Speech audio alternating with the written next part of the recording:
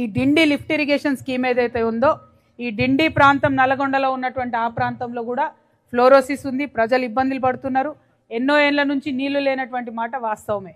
అయినప్పటికీ ఇప్పుడు ఈ మొత్తం డిండి ప్రాజెక్టులో ప్రత్యేకించి మనం ఎర్రవల్లి గురించి గోకారం గురించి మాట్లాడుకున్నట్టయితే ఈ లింక్ ఏదైతే ఉందో ఈ చెరువు మనకు ముంపులో పోయేటటువంటిది మన గోకారం వాళ్ళది 900 ఎకరాలు, మన ఎర్రవల్లి వాళ్ళది 600 ఎకరాలు.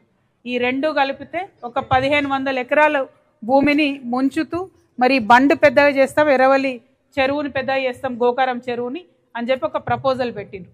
అయితే మీరు ఏదైతే ఆలేరు నియోజకవర్గం చెప్పిరో నిన్న మొన్న నేను ఆలేరులో ఉన్నాను. ఆలేరులో ఒక ఎగ్జాంపుల్ చెప్తాం మీకు. బస్వాపూర్ అనే రిజర్వాయర్ కడుతున్నారు.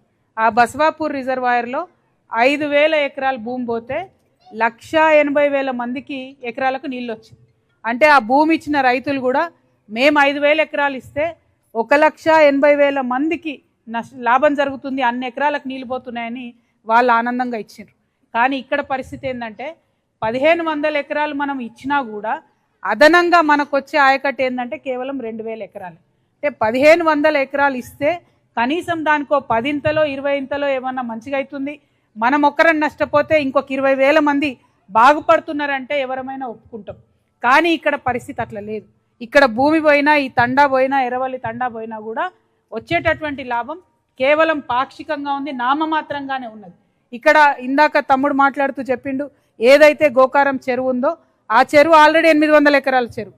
దాన్నే కొద్దిగా పెద్ద చేసుకొని